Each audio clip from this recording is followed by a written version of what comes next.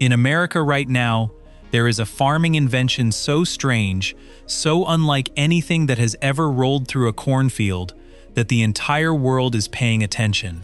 Farmers on 3 other continents are scrambling to figure out how to get their hands on one, and the reason is making everyone who watches it work stare in disbelief. It is not a bigger tractor, it is not a stronger chemical, it is something nobody saw coming, a machine that does what 100 people used to do, but in a way that sounds like it came out of a movie. This one invention is pulling farms back from the edge, changing how food gets from the dirt to your dinner plate, and the entire farming world is trembling at what it means for the future of agriculture. It is happening right now, not in some future decade. If you are enjoying videos like this, please hit the like button because it takes a lot of effort to make these, and subscribe so you do not miss the next one. What you are about to see is real. It is already rolling through fields in the American Midwest, and the idea behind it is so bold that it took years for anyone to even believe it could work. The story starts with a problem that has haunted farmers since the very first person stuck a seed in the ground, and it ends with a machine that solves it in a way nobody imagined. The problem hiding in every field. For thousands of years, farmers have been fighting the same enemy. It is not bugs. It is not drought. It is weeds. Weeds are the silent thieves of agriculture. They steal water, nutrients, and sunlight from the crops that humans actually want to grow. A single weed can produce up to 100,000 seeds, and those seeds can survive in the soil for 40 years, just waiting for the right moment to sprout. For a farmer, every weed that survives today is a problem that comes back 100 times worse next season. For most of the last 100 years, the answer was simple and blunt. Spray chemicals, pour herbicides over the entire field, and hope the crop survives while the weeds die. It worked, for a while. But weeds are smart. They adapt. Over time, certain weeds started surviving the chemicals, and those survivors passed their resistance to the next generation. Now there are weeds in America that can survive almost every herbicide ever invented. Farmers spray more, spend more, and still the weeds grow back thicker than before. The other option was pulling weeds by hand. That meant hiring crews of workers to walk through the fields, bending over for hours, pulling weeds one by one from the soil. It is slow, it is expensive, and in countries like the United States, it is getting harder and harder to find people willing to do that work. The labor shortage in American agriculture is real and growing. Farms have thousands of acres and not enough hands to work them. So there was the problem, sitting right in front of everyone. Chemicals were losing their power. Hand weeding was too slow and too expensive.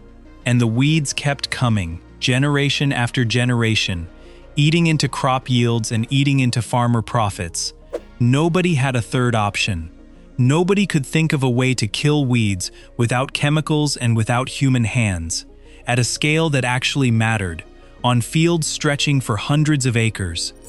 This is exactly the kind of problem that the new American farming invention was built to solve, and the story of how it came to be starts with a company that looked at the problem from a completely different angle.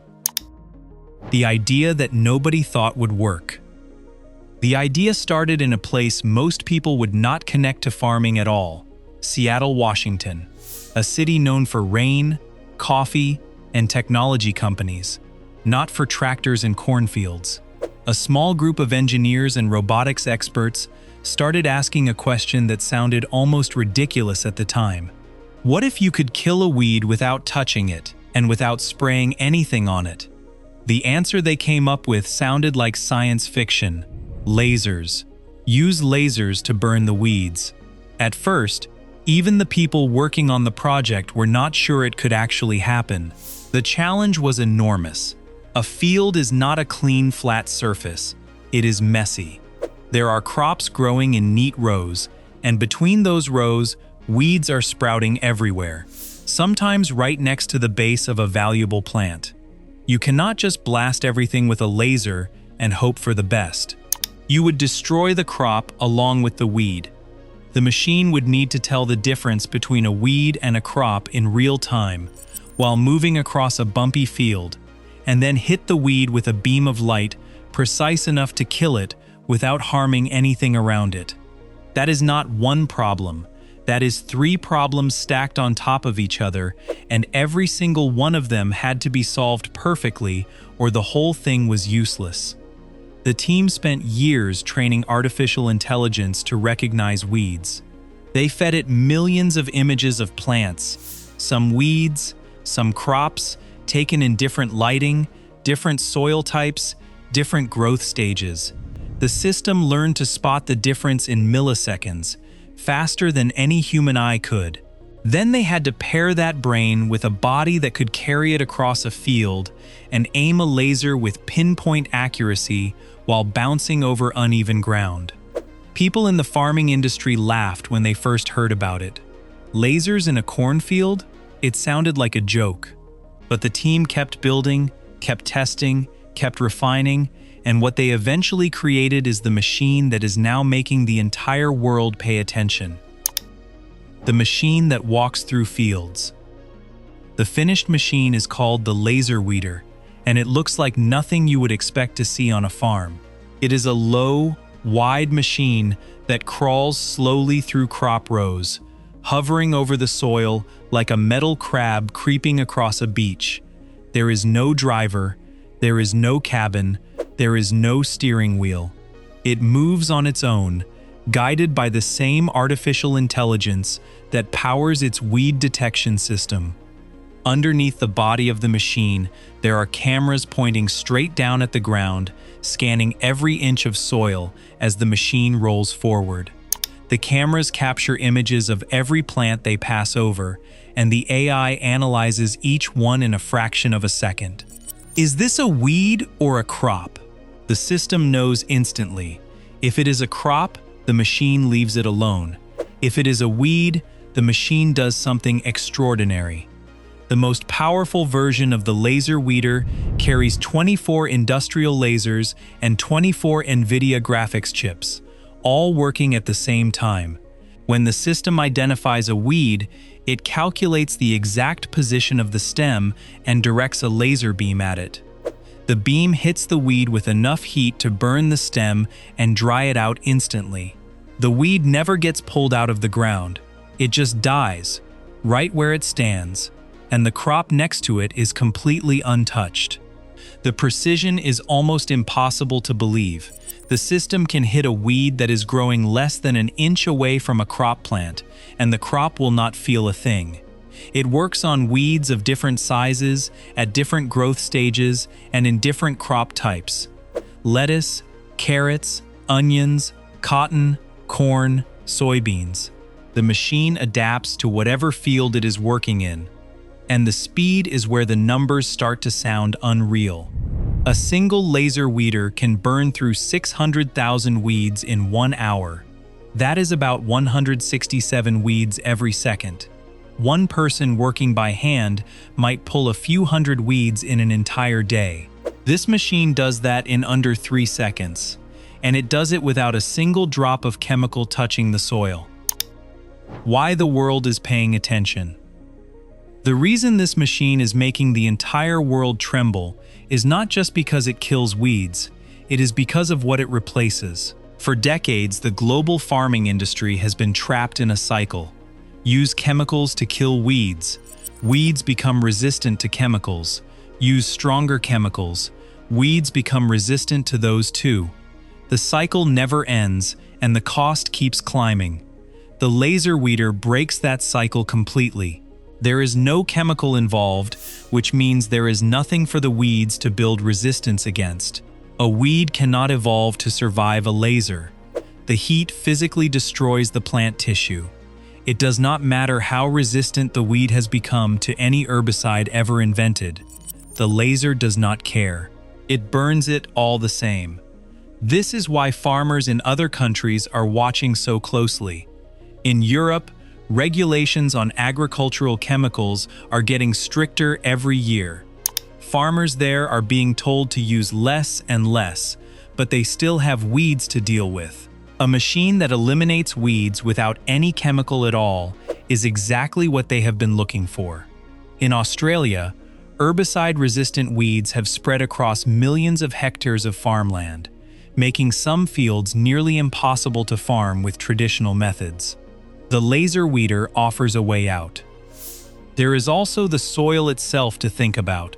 When you spray chemicals on a field, some of it ends up in the soil, and over time that can affect the microorganisms that live there, the tiny creatures that help break down organic matter and keep the ground healthy. The laser weeder does not put anything into the soil. It does not disturb the soil structure. It does not compact it the way a tractor does. It simply passes over the top, kills the weeds, and moves on. The soil is left cleaner and healthier than before. And there is the labor side of the equation.